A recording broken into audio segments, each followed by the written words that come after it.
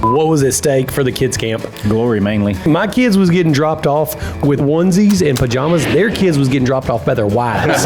Quinton and I had athletes. You had mathletes. Yeah. And the board kind of agreed to that. The board was the mullet board. Is y'all are telling this story with so much excitement, so much energy, and it's like y'all beat a bunch of kids. No.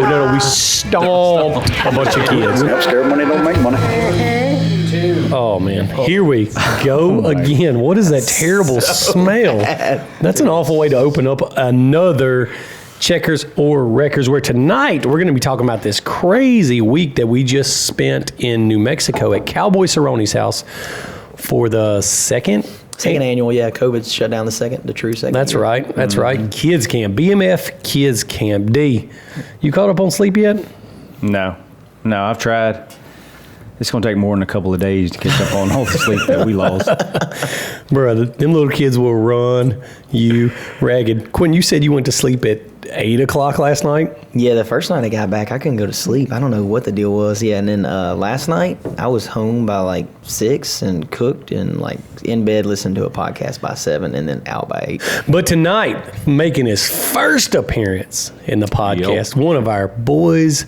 The man, the myth, the legend. The one that created S3 Media, that created Visions of Victory, the man behind the podcast, what a lot of people don't realize. Yeah, this is super weird sitting here, for sure. Josh Catogni. Yep. And I will say this, right off the bat, talking about DH. First night he got back, because for people who don't know, we're roommates, completely was trashed out. You know, you could tell it was like he got back home at 9 o'clock. He looked like he's been in the islands. Looks like he's been just got back from Jamaica. Oh, yeah. But he looked freaking terrible. And then I saw him the next day, first day back at work, and I went in his office, and I was like, oh, yeah, this is not going to go good. And then you email everybody, oh, let's do a podcast tonight. I'm like, nah, never. Not going to happen. He hit me on that side email, was like, hey, you think maybe we should not do a podcast? Have you seen Dustin? Yeah. He looks like he's got You got a sweet tan going, I'll give you that. Yeah. You look like you've been running some things from south of the border up north. You look like you changed ethnicities while you were at kids camp. Yeah, like Asian Indian. Yes, from Pure White. Oh, man. But it's a cool thing to talk about, man, that this kids camp that we just did, this is the first time that I've done something like that. I know we've talked about like going and helping at children's hospitals before. Josh, we've talked about trying to do something special for that. Yep. But this was really the first opportunity we had to actually spend time giving back to something like this. And I don't remember how it came about. Do you remember how Cowboy asked us to come be a part of it? It was... Did he ask or did he tell? Because I feel like he just pretty was like, hey, I'm doing this kids camp, and y'all going to be the counselors. I expect y'all to be there. Yeah. I think that's pretty well how it went. Because we went from talking about skydiving and calling the skydive school so we got to do our first jump solo, and then straight into him going, oh, yeah, we do this kids camp every year. Y'all want to be counselors? And like... we never really say no to anything. It's always like, yeah, but hold on, when is it? And he's like, oh, just whenever y'all are free. Just so happens to be literally, that was how it came up. When can y'all do it? And we were like, this is our first free full week, August, 11th through 17th. He's like, all right, cool, that's when it is. Bro, I still can't believe it. Like, when he comes in and talks about that, because Cowboy comes in and he will sell you on some stuff. He's like, we're going to do this, and that. It's like, all right, cool. I believe him when he says it, too. And then when it's like, oh, y'all going to be counselors at this kids camp, I'm like, bro, there's no way. Like, these dudes. Do you know who you're at? Quinton and Dustin and Dustin Henderson. I'm like, no, this is not a good idea at all. We don't need to be counseling. Josh was probably like, Josh was probably like, hey, did you talk to your insurance company? I mean, I get it. Cowboy's edgy. You know what I'm saying? Yeah. But, you ain't got no idea. You don't bring a whole nother group of edgy along with you to teach little kids. Speaking of, it seems like he had a good plan laid in place. Like when we started down this whole road, like he had some cool events planned out. Not all the major details, I'll say that. But mainly, the thing that struck me was he had a place for all of us to stay that was being built like 5 weeks out from the event. I didn't know the backstory on that. I remember when we pulled up and there's a gigantic shop that's like, 50% built? Yeah, 50%. And y'all, maybe not even that. Apparently it was supposed to be done before we got there. Because we were just there a couple of months ago. The place looked completely different getting ready for this kids camp. But like we learned when we showed up, as far as specifics, Cowboy's not big on them. He's just like, let's figure it out as we go. Hey, I know some guys like that actually. Fly They've by the gotten seat of better. your Yeah, pants. yeah. They're not as bad as they used to be, but like 3 or 4 years ago, I knew a guy that was really like that. Oh, you do? Yeah. Sometimes, you just don't need to get bogged down with the details. You know what I'm saying? That's exactly what it is. Like, you work faster in the moment, so you get all the major done. Like, they had the paintball course set up, they had archery set up, they had a shooting course, and this stuff is spread over like hundreds of yards. There was 10 stations for archery, shooting, and so like all the major stuff was done. The only details to line out was basically the rules for the kids. Yeah, just make them up on the fly. And we literally made the rules up and the point system as we went. Matter of fact, the last day, which we'll get to, the final points, Cowboys like, what should it be? What should we do? So I literally had to sit down there with paper and pen and write out the point system to figure it out right at the end of the day. So It almost seemed like it was that before every activity of the day, every like points challenge,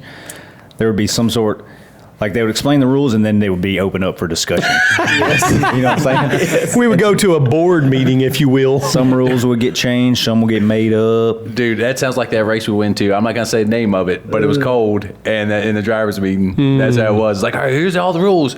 Now, how do y'all feel about that? What do y'all think? It's What do you like- drivers think? Dude, I was sitting there filming. I was like, you got to be freaking kidding me, man. That's like opening up to a pack of freaking hyenas and wolves. Oh, that's how it was. Me and DH. DH, would you say the rules were fair through the entire competition to us? Nah, not to us. Not to us. That makes no sense at all. Y'all were literally the only ones that we had to change the rules along the way to match how they were playing. So there'd be a set of rules that every team followed except them. Huh. And then when Now, they you came say out, them, are you really saying them, or are you saying maybe more one than the other? I mean, we all roll together. So you ride together, you die together. You know what I mean? So they was on the same team. They both carrying the blame for it. So not only did the rules get made up at the beginning, and the board kind of agreed to that, but then at the end of the thing, we would also re-review the rules and make sure everything worked out correctly. The board was the mullet board. Okay. But honestly, what do you expect when you get 8 people together like that in front of 30-something kids? Bro, like, we're going to go at it hard. We're going to skirt the edges of the for rules sure. Oh, yeah. and try to bend them without breaking them and just get every little bit Now, what's that we at- can to get what's the at competitive stake? advantage. Like, who win? When you win, what do you win? Like, what's at stake? Oh man! So what was at stake for the kids camp? Glory mainly. Mainly glory, but also Quinton made this super freaking baller belt that was like full, looked like a WWE or like a UFC full belt, dude. Gator skin, had all the logos on a BMF camp, warranty killer for sponsoring the belt. Like, dude, it was this full blown, like the belt that we have with the. Whatever. Yeah, happened it's to like that the thing? What is checkers. that thing? I don't know. Where did that thing go? Who got it? I'm the longest running holder of that thing. Yeah, but you Hiding it. He's hiding it. Yeah, So nobody, exactly. outside, out of mind. That's right. I So already know it's under Teague's bed right now. oh, No, for he's sure. been using it as a TV dinner tray in my office his lap when he comes to work. Oh man! So that's what we were all battling for, was to win the belt at the end of the weekend, keeping points, mainly for pride, but also to kind of win the belt. But Cowboy kept the belt in the end. So But it was like all week long. It was like nailed up onto Yes. the I don't know what building was that. The paintball house. It was Paintball nailed belt. up on the paintball house, so everybody hung out around this building. Everybody walked by it every day, 1,000 times a day. So it was basically just on display the whole week. At all the night, time. one little spotlight on it. oh you know, yeah, just oh yeah, we had it set up. illuminating it. We had it set That's the up. first thing Cowboy did with it. He's like, "That's nice, staple gun, Yeah, Dude, right through the leather." I used to think he just tore our stuff up when he came to hang out. He does not care about his nothing. own stuff. Did you see his brand new F450 dually? It looked like he drug a cinder block wall down the side of the truck. Yeah, he said he wasn't did getting it see fixed that. either. He's like, "I'll just get another one when they give me a new truck." Dude, then he had that 700 horsepower Harley truck that he just throws the bikes over in the bed and the tire just beats up the back of the tailgate. Dude, it wasn't just the belt. It wasn't just the Outlander when he's here. He just uses Yeah, I was about to say. everything he's got, dude. He's an old soul because we talked about that with my grandpa. Like all of our grandparents that are older, everything's a tool to them. It is just to be used. I bought it to use. I don't care if it gets any character. That's don't how it care if is. it gets Jim. scratched up or beat up or dented up. I ain't like that. I got to take care of stuff. But part of going out there to Cowboys, dude, is you never know who you're going to run into. And I remember him looking at his phone or something. He's like, "Oh man, cool, Leonard's here," and like didn't think nothing about it. And then I don't know, 5 minutes later, freaking Leonard Garcia walks in with like a couple kids. Fighter Leonard Garcia that we followed for a long time had some savage fights. Pioneer though. That's like pioneer UFC days. Yeah, for sure. And then just not even 15 minutes after he got there, I don't know if he follows us or he knows who S3 was, but he was like, "Hey man, I'm gonna need to take a ride in one of those X3s." I was like, "What?" So yeah, I'm gonna need you to take me for a ride in one of those. So I was like, "Let's get it, dude." And so we ran out on the track, man, making a couple rips around, came back, dude was cheesing, lost his hat. Face was just covered in dirt. He had like good clothes on. He had like his good pressed blue jeans on, like a nice V-neck that was like real tight fitting, and like good cowboy boots on. DJ brought him back so nasty, filthy, dude. But he didn't care. Dude, ear to ear, just grinning. Dude, when we hit that second big tabletop that will send you to the moon, and when we hit down, it kind of went like piss whipped the nose down and just blowed dirt all over his face, and he had his mouth and eyes open, and I looked over and he was going freaking coughing and blinking, trying to get everything back out of him. D, how excited were you when you seen him walk up? Like, you knew who he was? Yeah, right away. Did you get jacked up? Like, yeah, to me, they're celebrities. Yeah, for sure. But they roll through there like, dude, so nice. Yeah, man. just nonchalant. Oh, you're talking about through BMF? Yeah, all of us. Like every Right, time we're in and there, out. some big UFC stars just hanging out there, and then they're cool. like, "Hey, what's up?" Just completely normal. Dude, and they're always so nice. Super nice. Man, it's almost like kind of like a fighter's wonderland, or even a celebrity's wonderland. Because talking to Cowboy, like Mark Wahlberg came over there one weekend. Really? Yeah, and Cowboy told him just take my grab one of the Harleys and go for a ride. And so he said he went up for a ride for like 4 hours and showed back up and said, "Man, thank you so much," and then left. dude just By showed himself? up. Yes, dude. Him and Cowboy were doing a movie together, and Mark Wahlberg, Cowboy was like, "Dude, come by the ranch, whatever." And he said he didn't think he would. Well, he freaking called him. He's like, "Hey, man, I'm out front." And Cowboy's like, took him to the shop, showed him the Harleys, and was like, "Pick one." Said he was gone for like 4 hours, came back, dropped it off, said thank you, and went home. Man, Cowboy didn't even ride with him? No, said he took off riding by himself. But then, who's that big wrestler dude that's got all the tattoos? Batista or something yeah. like that? Oh, you're talking about Bam Bam Bigelow for sure. I do remember him. What? I remember What? Bam Bam Bigelow. Yep. No, what is that? Barista, or what's that dude's name? Batista. Batista. Yeah, so he also came out to the ranch one time, and him and Cowboy were doing a movie together, and Cowboy said like 200 bales of square bales of hay showed up for his horses and like goats and all that stuff. And so he was like, "Hey man, you can just hang out or whatever, and I need to unload all this stuff, get it off so this truck can go." And that Batista dude was like, "No, bro, I'll help you." He's like, "I'll help you." So Cowboy said he was walking around there grabbing 2 square bales of hay, one in each hand, and just like walking across the yard, and then he'd go over to the barn and he would just throw them up in the barn, and Cowboy's just dragging 1 square bale, and this dude's just walking across the yard with 2 of them. But still, guys like that show up, like Leonard Garcia, and it's like they can just kind of be themselves, be cool, just hang out. Even with us, like we don't get starstruck by them because we're just like, "Oh, what's up, man? How are you? How have you been?" And he wanted to go for a ride, and so that's their opportunity. But that's just what the BMF Ranch is, dude. It's kind of that vibe. You know what I mean? Super laid back. Yeah, that's super cool, man. It kind of sounds like it's not as laid back, but like Pastrana Land, that's how it was. Yeah. It's like you don't know who's showing up. Like all of a sudden there's someone you're like, "Oh, that's so and so," and it's like, "Oh, Very similar. except for not as wild and crazy. It's a different wild and crazy. Yeah, but that's exactly what it's like. It was like Pastrana Land. You know what I mean? For those guys coming through there. But it was the same thing for the kids that were coming in there, because here's the deal with the kids camp. Like Cowboy put out on social media a couple of weeks ago, like, "Hey, go to my website, fill out this information, send me a video on why you should be a part of the kids camp. And we're going to pick some kids, and we're going to get after this." And so that's what they did, man. And Cowboy went through and literally hand-picked these kids. I think, how many was it, Dean? 34, I think. Yeah, it was about 34 kids that he went through and hand-picked himself to come to kids camp. And you could see, like, the first day that they started getting dropped off, like, you could see the look on their face. Like, it was freaking a wonderland for them. It was like going to Disney World or freaking Neverland Ranch or something. You know what I mean? Without the boy touching stuff. You know what I'm saying? Dude, Carter, he wanted to go when he seen y'all post. This is my fiance's son. He wanted to go, and Kate was like, "Oh no, you're not." Really? Why? Well, number one, he's not old enough. He was going to smudge his age by 1 year. Yeah, but what was number 2? Just like no. Because we were the counselors. Yes, but he saw the original post you made. Yeah. Like you and Cowboy both made. He's like, "Oh, I want to go. I'm gonna do a video in this and that." and keep she put the brakes on that thing. Wasn't finna let him go. No. I don't blame him. I'll be honest with you. And honestly, from the stories I've heard at this point, I can kind of understand.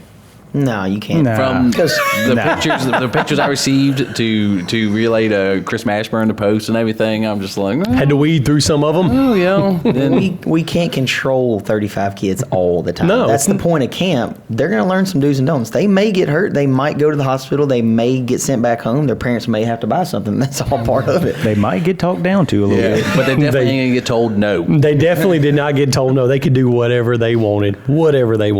And so you could tell when they were coming through the gate, it was pure excitement. And since it was only 34 kids out of the hundreds that sent in, resumes and little videos, dude, those 34 kids were jacked to freaking be there. I was about to say, Felt like they won the lottery. Oh, I bet. yeah, he could have smudged his age too, because the age group was supposed to be 14 to 16, and there were some 9 and 10-year-olds. Yeah, that it probably was like- oh yeah, That's what it was supposed to be, 14 to 16. something like But that. it really ended up being about 8 to about 18. Yeah. But when they started splitting teams up, it was my team was 8 to 14, and y'all's team was 17 to 23-year-old grown men. Mustaches. Bro, in between the activities, he's over there smoking yeah. Yeah, darts on the dude. other side I of seen the- a dude freaking bench press 400 pounds during his warm up on their green team, dude. It made no sense. These kids, and Cowboy said it was by random.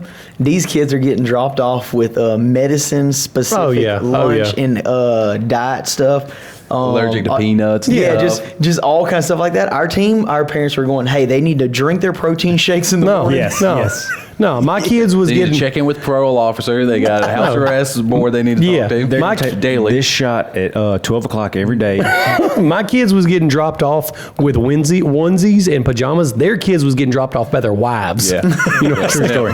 It wasn't their parents bringing them to the camp. Their wives were dropping them off for Hey, camp. we didn't pick the teams. That's probably why they was hating on us all week. All week, dude. This We was had the a team of winners. y'all definitely had the wrecking crew. This was the dicey part about it. So Cowboy split up all the teams, what he considered evenly, based on how they entered. Their parents filled out their shirt size and all their address and all that. Cowboy figures I'll filter them by height, weight, by their shirt size. Exactly. Already know we had a couple of XLs crammed into some medium. Yeah, here's the problem. Cowboy laid it out, all 4 teams, and he went, here's a large, all 4 teams. Here's a medium, all 4 teams. Here's a large, all. And so he went through that away. Well, then they showed up. 3 of my kids, when they came to get their shirts, they were like, oh, yeah, I'm a medium.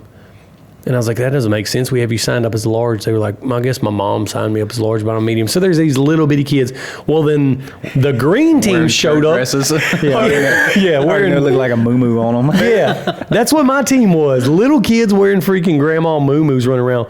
Well, then Dustin and Quinton's team showed up, and they all had mediums, but bro, they was so squeezed into these mediums. Oh, yeah. They had sweat stains as soon as they put the shirt on, cuz. That's good stuff. They literally were all about 160, 170 pounds athletic. Dude, they had all studs on their team, man. Studs. Athletes for sure. Oh, dude.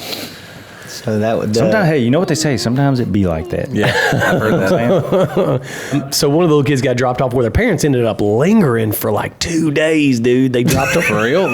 You mom or dad? both. For real? Dude, they camped in their trucks or something. I don't know where they were sleeping at, but they slept there Friday and then hung out all day Saturday when all the other kids' parents were dropping them off, saying hi, checking out the place, and then they leave. Well, this family was just standing around, talking to him, taking pictures of him. And finally, Cowboy was like, somebody gonna have to say something. Yeah, he says it to us like it's our ranch. We're like, Yeah. It's y'all's I mean, problem. it feels- Well, yeah. Y'all the counselors, which means yeah, AK yeah. also the enforcers. Of the Yeah, that's rules. what it seems like. know? And so Cowboy had to walk over to him and tell him, all right, man, hey, it's time. This is kids camp. This is not kids and parents camp. Dude, that's gas to go. Well, they give Cowboy Cerrone of all people, this bag of food and vitamins and stuff like that, and explain to Cowboy this regiment Oh boy. of hey, he needs to eat these meals. He needs to eat them at this time. And so you see Cowboy standing there with this 1,000-yard stare on his face, just kind of looking around at us and so he takes this bag of food, and then as soon as they leave, he spins it 3 times. You know, when you had like the last couple of pieces of bread in a bag of bread and you twist up and you start spinning it? Yeah. So he spins it like 3 times and at full top just lets it go. Are you serious? Oh, bro, sends it to the moon. It was after they walked off. But How old was the kid? How old was their kid? I think he was like 12 maybe. something like that. He was on my team, of course. One of the coolest kids, though. Dude, the coolest little boy. But yeah, Cowboy's like, yeah, okay, we'll handle that for you. And just chunked it as soon as they left. Insulin pen in there and everything. Everything, dude. I didn't know, because I seen him hanging around like all like a couple of days. I thought they was just like his buddies or something. I did too. What do you think they hung around so long for? Like, because honestly, I kind of get it. Like the allure of being there. Like, bro, if I was dropping my kid off there, like I would probably want to hang around and linger and like, hey, what's that over there? Can I go look at that? Yeah. Hey, y'all want to watch the fight tonight? All right. Do you think it was like that, or do you think it was like they trying to keep tabs on their kid and make sure all that? I don't know. I think it was the first. I think they were just intrigued by the place, and there was so much going on. We were throwing the axes and like shooting some archery and like introducing the kids to the pool room, and the fights were coming on that they just wanted to hang out too. Yeah. And I don't fault them for that. And like I will say, man, as a kid, like I'm sure everybody in this room besides me, parents send them to some sort of 4-H summer camp for like a week when you're young, and like mainly just to get you away from them for an hour, for a week or two. Like this deal, Cowboy Cerrone, like I can understand, like, oh no, let's stay for a little bit. Like it's a completely different deal. I would think so. It's not like, hey, let's get the kids out of here and let's leave. It's like, man, this is a cool place, and like there's a famous guy there, and then how far away do people come to bring their kids? Ooh, dude, that is a good question. Local very good or question. We have no idea. We told you it was BMF. It was our style. It was BMF style. Yeah, the only thing I know about that was the Canadians. They were from Canada. Yeah, 2 kids came in from Canada. 2 little Flew? Oh yeah. Walked. No, they flew, and they knew, and they were going to quarantine when they got back to Canada. Yeah, they said we have to sit at home for 14 days, and they did not care, dude. Did not care. They said they actually weren't going to quarantine. Yeah, so it was pretty spread out. The kids came from a long ways away. A big diversity of kids for sure. And then we got the team split up, got everything figured out for sure. They got the stacked team. Everybody was really surprised that Cowboy had not the biggest team out there. You know what I mean? We had all speculated that he was going to take handpick all the good kids. And then there was 2 kids that I know for sure he handpicked. Someone told us he did afterwards. Well, that was the first one Cowboy sent me the video of. And was like, check out this kid for sure. And the little kid was like, yeah, man, I just love fighting. I just want to head kick, knock out somebody. I just like Muay Thai. Cowboy was like, yeah. I was like, man, Cowboy, I don't know. Maybe you don't want to pick this little kid around all the other ones. But he handpicked him. So we also ended up with one of 2 girls of the whole camp. That's right. There were 2 girls. I don't know how they made it. I guess their interview videos must have been really, really good, but we got one of the girls. Yeah. And bro, she was a stud too. She was a shooter. She could ride when we went to the lake day. Like she was a hand. Oh yeah. She was getting She pulled things her done. weight. She pulled her weight. Yeah, for sure. More so than some of the boys, especially on Yeah. his team. Yeah. Yeah, that ain't no lie. Poor guys. Poor group of my kids. So y'all two were both chaperoning counselors on the one team. You had somebody, and then Cowboy. It was 3 teams, 4 teams. There was 4 teams. Quinton and I had athletes. You had mathletes. Yeah. You know what I'm saying? Yeah. And I will say, I mean, Quinton brought a belt. What'd you bring to the table? I did not bring anything at all. Interesting. Now, but like Cowboy's objective for this thing, what is he trying to? He's trying to teach these kids stuff or teaching them life skills. Yeah, that's true. We want to do competitions. We want to have fun, but we legitimately wanted to teach these kids life skills. So, for example, part of the pit crew challenges, before we did the competition, we took time with all of these kids, showed them how to jump start a vehicle, where to find the hood latch, where to find the battery, how to actually connect the jumper cables safely to what vehicle, and like how to do all that. Then Dustin and Quinton went through and literally showed them the entire process and made them change the tire, everything from finding the jack that's on the car, finding the spare tire on the car, getting the spare tire out of the car, like did everything of the process. And so the part of the camp was legitimately teaching these kids life skills, as we went. And so that was just the lead up to the pit crew challenge. Was it well received? Like, did they want to learn? Like, when you're showing them how to do this stuff, are they paying attention, or are they looking at the paintball course thinking about other things? Like, were they like interested in learning this stuff, like how to jump off the battery? Just my curiosity, like how much were the kids into it? Like, oh, this is awesome. Or were they like, oh yeah, whatever, I think let's go. for the most part, all the kids were super interested. There were a couple that weren't interested or might have already known how to do it.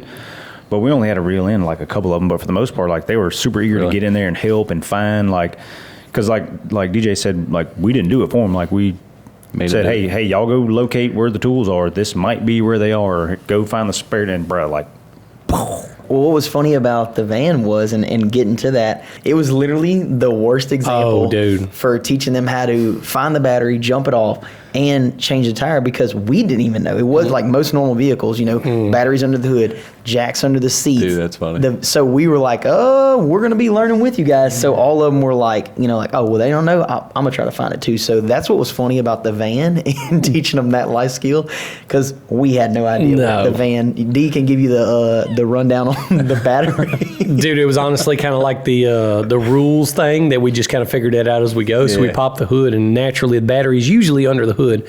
We popped no battery. But you get the hood up, and I'm like, all right, guys, the battery's usually here. And like, all right. And then I was like, all right, well, who else thinks they knows where the battery is? Like, let's find the battery together. Ended up being under the driver's seat. Dude, inside the driving compartment is where UFC van, that one we were running. Yes. But he played it cool. It was like, this is where the battery normally is, but sometimes it's not. So who thinks they can find it? And go. And so they tracked that down. But we spent time with those kids and taught them absolutely step by step, everything from how to put the tire back on the lug nuts. Dustin showed how to sit your butt on the ground, put them on your ankles, and like pick the tire up. We showed them how to properly like clip the jumper cables so they don't spark, how to check to make sure you're making a good battery contact.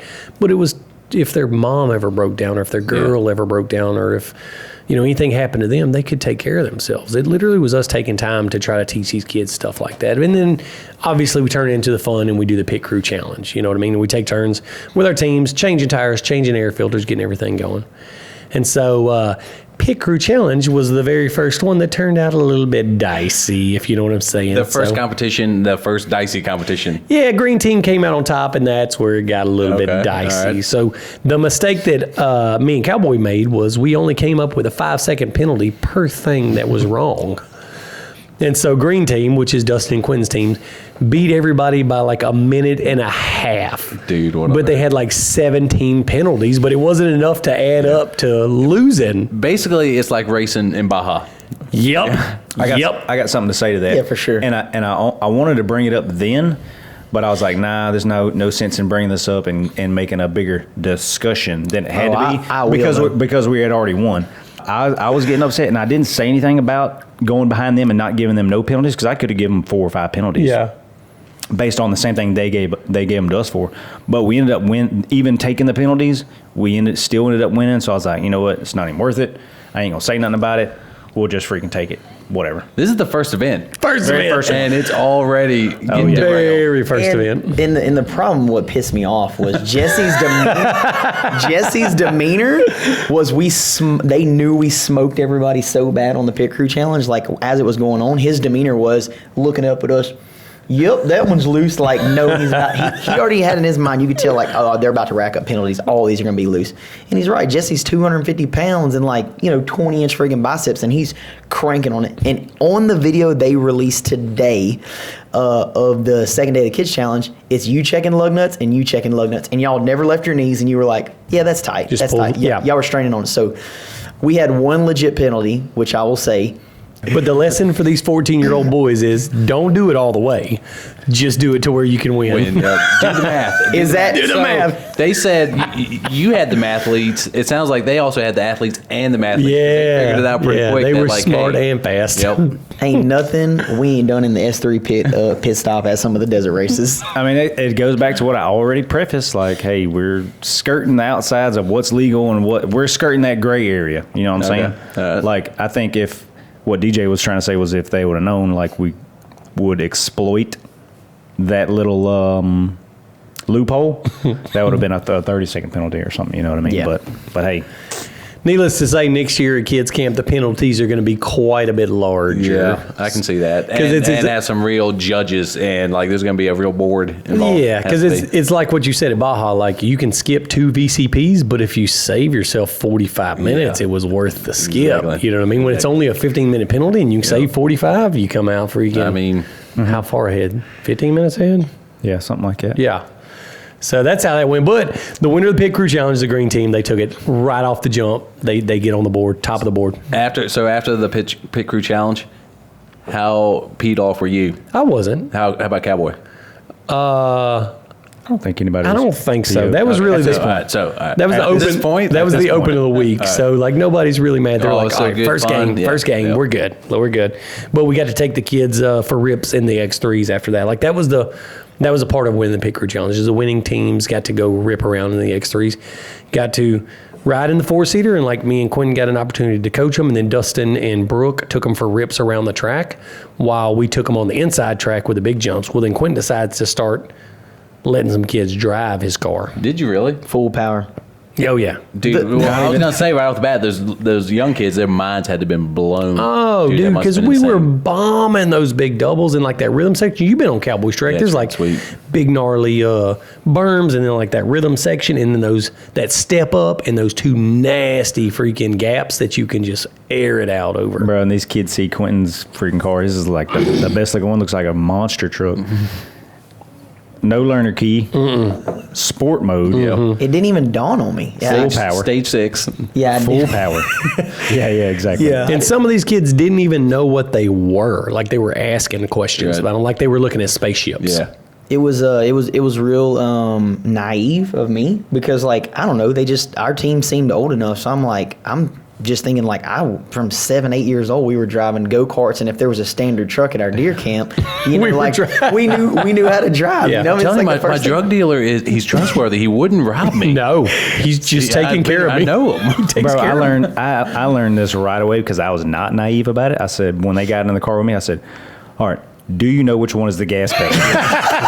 100% every If time. me with kids, like, hey, right off the bat, I know you're up to something. You don't even have to open your mouth. I can tell by looking at you. So just beware. I got my eye on you. Oh, man. Do not touch anything. We didn't really know any of the kids' backgrounds. Some of them ended up being race car drivers. One of them drove trophy trucks. Yeah. And so Dude, what on earth? Yeah, was a we didn't know. We Guess whose started team? out. Green team had the trophy truck driver, Yeah, which came into play at the final challenge Yeah, of the week. naturally got a ringer that just so happens to be A trophy truck driver. that was needed to push him over the top and win on the very last. Exactly. Let's just say we wasn't going to put our trophy truck driver on archery. You know what I'm saying? yeah, we'll get to We that. played our cards correctly. But we did so the kids started driving. We did the 4-seater parade like Dee said, and that was super cool and explaining to them, you know, like, hey, this is how we shave corners and all that stuff. And then they asked, as soon as they got there, we're going to get to drive the Can-Ams, we're going to drive. That's all they were worried about because we had them lined up, parked out front. Can-Am sent out like 4 or 5 brand new vehicles. Cowboy had his personal 4-seater. Dustin brought a car. I brought mine. Henderson brought his car.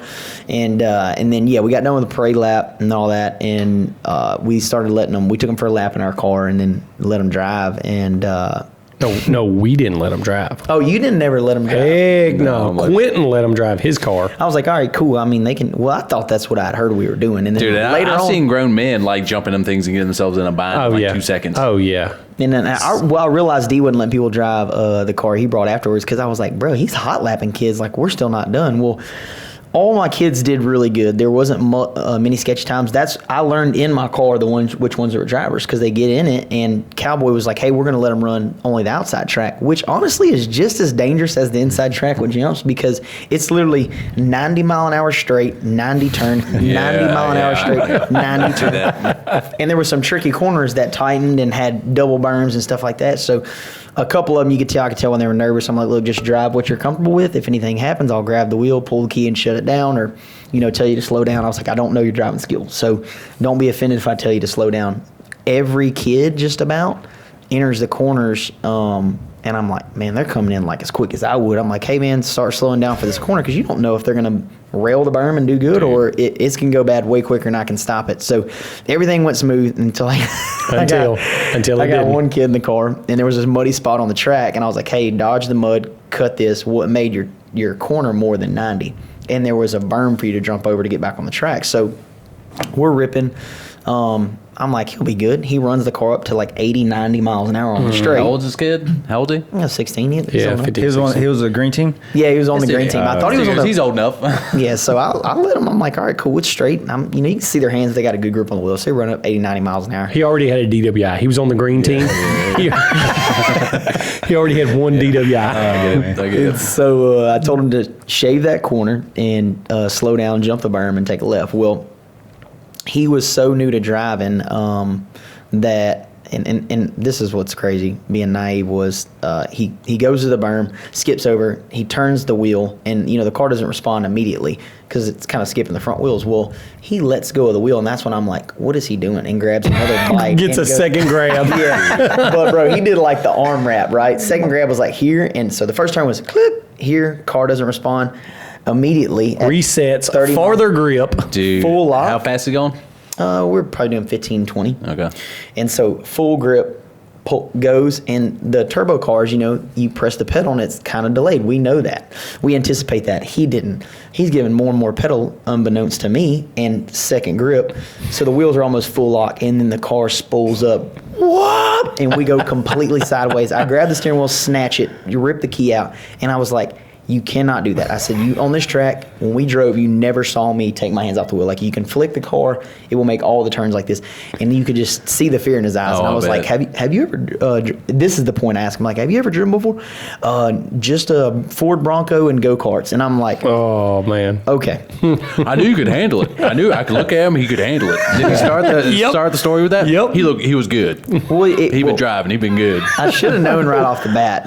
Dude, it's a lot to process, man. I get it, dude, especially for someone young. I remember when we went to China, not to go on a tangent, but when they made me drive. Yeah, that's right. When you were the professional driver. And y'all give me all these directions and everything. I'm like, oh, all right, well, all right, whatever, and like, freaking didn't, and got on the track. I had no clue what I was doing. Forgot like, I was like, all of it. I'm just going. But like, I get it, man. Like, cause it's a lot to take in, especially when that adrenaline hits, man. When you're doing something that's fast and something you could kill yourself in, And just think, these kids just got done winning a challenge, so they were already on jacked up, already amped up. So I get it. Super funny. Yeah, I guess overwhelming. I just didn't think it would be that way to him, but it was. That was the only close call I had. But y'all heard about Cowboy having one, right? Yeah, that's right. So after we all took a couple of kids for a ride, like Cowboy decided he wanted to take a couple for a ride. So same corner that he's talking about with the water in it, where you cut it close and then you slide into the berm. Like a little boy that was riding with Cowboy put it up on the bike, put his four-seater with Cowboy and two other kids in the back seat all the way up in the bike. And Cowboy said he had to reach over and just snatch the wheel to get the car to set back down. And then they made him put it in low range to bring it back to the house. So I know who that was. That was not a kid from the green team. No. That was a kid from the blue team. Yes, it was a kid from the blue team. It was? Yeah, I was just guessing. No, it was a kid from I get it, my man. team. Like, I remember years ago, some kids come to a camp that I was in. Their big thing, they wanted to ride around in the Gators and the Defenders and all that stuff. Man, everybody wants to do that as a kid. And so, like, I'm chaperoning one, and then the other guy chaperoning another guy, and they're just getting wild, man. It was about 30 times I had to grab, and we're going through the woods, like little trails. We're in like Gators and stuff. We're doing 15 miles an hour, but I still had to snatch the wheel from them. Like, I don't even know how many times we would end up in trees, we would end up down hills. Was that before or after you were a cross country race champion? Oh, this was way before. This is actually where I got my chops from. Oh, really? Okay, it was before the cross country race Yeah. championship. But like, I known get the it, man, and experts, that's slow speed. So like with kids, so like going high speed. Oh, yeah. Dude, man, that reaction time, Yeah, it's tough. And them little kids just lose it. Like, you get those stiff legs lock up where you just put it on the floorboard. And if your foot's on the brake, it's full lock on the brakes. But if your foot's on the gas, it's gas to the wood. Yeah. You know what I mean? Dude, I can imagine doing 90 miles an hour down through there and that thing starts floating. Oh, what? That's where kids. it builds false confidence because the cars are so smooth. That's why a lot of them were going as fast as they were. Do we? Speaking of vehicles, the kids, the sons of one of the counselors. Oh, yeah. Before he even got there, rolled one of the machines. He said they had left for just a minute, and he described it so funny. He said, them kids just probably looked and like, I know they didn't just leave us to run the convenience store, because the convenience store was right up the road. So, yeah, Cowboy was gone, Jonah was gone, they were running errands, and Jafari, went right to the gas station right there. And he said they just looked at him and was probably like, man, all the adults left your keys in the new Can-Ams, we about to bounce. And so they went for a little joyride, ended up putting one of them on the side slow motion. Is Jafari's son as funny as he is? Because Jafari to me is super funny. No, they're completely different. Really? Nothing like him. Real quiet, real nice kids. They just don't say much. You know what I mean? Yeah, gotcha. I never did hear the full story. Did they have to leave it out there for him to come tip it over? No, when they got back? They're all big kids. They got it flipped back over somehow. They did? They had a scared strength. Superhuman strength. Yeah. Oh yeah, they all three wrestlers. They probably all put some kind of wrestling move on or some kind of. That's Jafari's kids. They did. Yeah. They had that thing tied in a knot out there, putting it in ankle locks and stuff to get it back on the wheels. And they actually, I don't think the Cowboy may have known, but they were actually shining it up and trying to make it look like they didn't put it on the side when they got back. And someone walked out and was like, oh, Matt, the videographer, walked out and was like, what's that big scratch down the side? And then they told Matt, and then they ended up being like, oh, yeah, we're going to have to for sure tell him. And so, yeah, they're trying to clean it up. That's not a conversation you want to have with your dad. But Cerrone. The conversation they had with each other, like, yeah, let's just go take it for, what's the worst that could happen? Yeah. We'll have fun. We'll go rip around, and we'll come back and park it.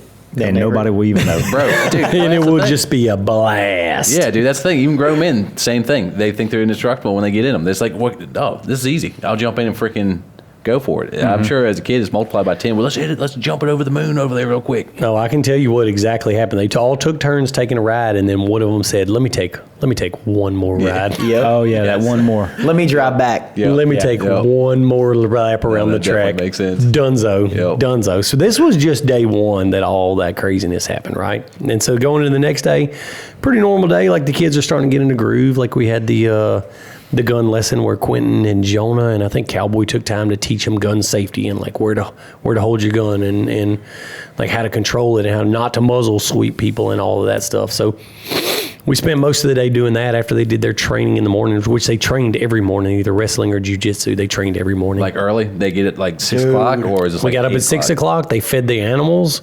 We had breakfast, and they went straight into training until noon. So it was a few hours of training. Dude, putting it down. Yeah, it was like that every day. Burning tons of energy off them kids too. Yeah, you would have thought. You would have thought that, and just during that period from breakfast to noon is whenever me, Quinton, Dustin, and Cowboy figured out what the competition was going to be. Yeah, exactly.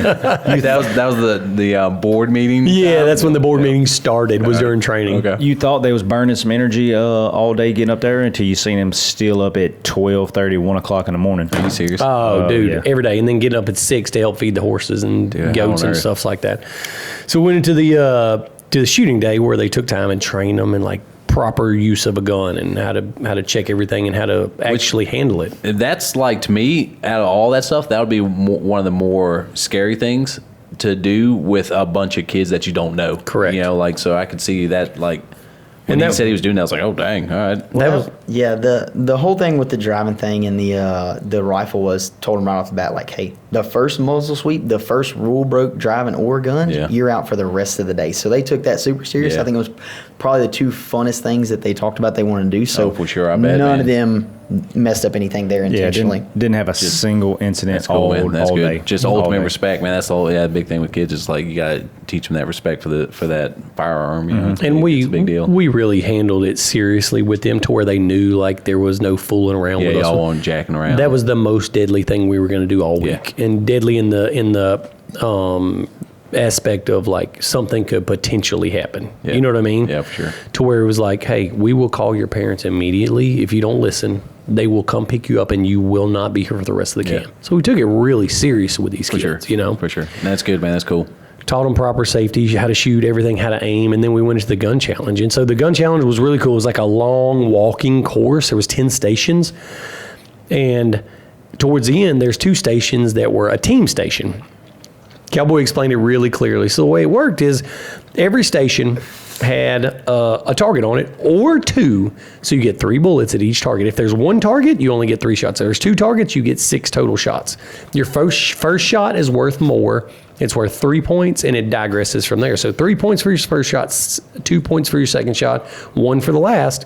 If there's 2 targets, you reload, and it goes 3, 2, 1 again.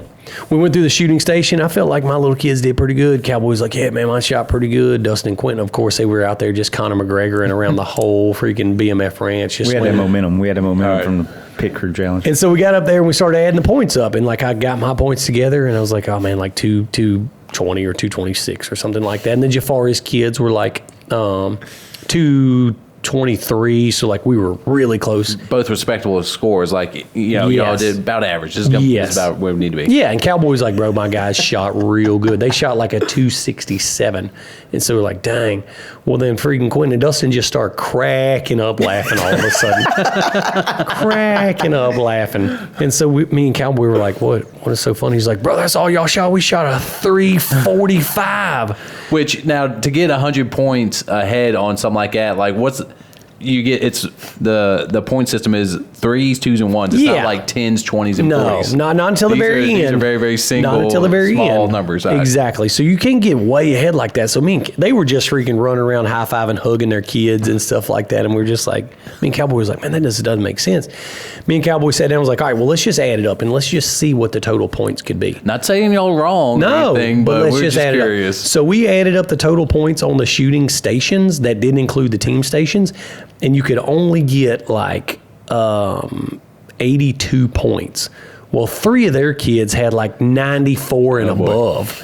And so immediately we were like, what on earth happened? There's a major detail. So we'll go back to our prior conversation was we were figuring out the rules as Cowboy showed us the shooting course, and then all of a sudden Dustin's telling you now the rules were very clear. So we all understood. The major detail missing was what we did wrong was collectively the last stage we added to every stage. So we thought collectively add that to every stage. That's what we did. So that's how we ended up with an way higher score and finished out. And then they're already over there trash talking as we're adding stuff up. Because they were worried about us. So they kept asking before we were even done with our math and interrupting us. They're like, what are y'all going on stage? And we're like, 84. And they're like, hold on, what? And then we're like, me and DH, the voice of reason. He's like, don't even worry about them. Let's just get this math done. And so we keep going on. They're trash talking. We get done. And then they're like, 84 on y'all's first stage. Like, let me see what you got. And we're like, oh, we got this. And they were like, and we were close to them because we had a goose egg, and they're like, that still don't make sense. Like, our top 5 players are y'all's. We should be ahead of y'all. And then they were like, what'd y'all do? And we showed them. They're like, no. And DJ's like, DH, come here, calling them away singly, like we're trying to cheat or something or add something up wrong. And I was like, what does he keep calling you away for? Like, I was trying to help y'all add it up. Not y'all. He was like, DH, come here. Y'all's was the only team that didn't understand. And there was no rule change. It was the same the entire time. Oh, no, sir. Yes, it was. That top 5 shooter thing came after the shooting competition. That was the rule change. Not the way we added the points in. The top 5, because we had 3 kids that couldn't even shoot the gun. Y'all said collectively, so we added in. Anyways, misunderstanding of the change of rules. And so, yeah, we ended up with way higher score each stage than you could. And so they were cracking up the whole time. And the whole rest of the week was... Oh, the whole rest of the week. Whole rest of the week. Well, so... We had to hear it all. Oh, I bet. So that, number one, getting the ridicule from the rest of everybody there about cheating so bad or misreading the rules. Like, that had been tough in front of everybody. Dude, it had me pissed one time. Like, I had to freaking say something to one of the little kids. Because, you know, they pick it up. They're like freaking... They hear the adults talking about it, and they're like little freaking peanut gallery. I had to tell one... Yeah, I was about... One kid, I was like, listen, today's lesson is don't... I know that you're still technically a kid, but I seen you drive yourself here, and I seen you smoking cigarettes. I will take you behind the building. I did. I had to tell him because he was like a little peanut gallery. I said, hey, look, today's lesson is...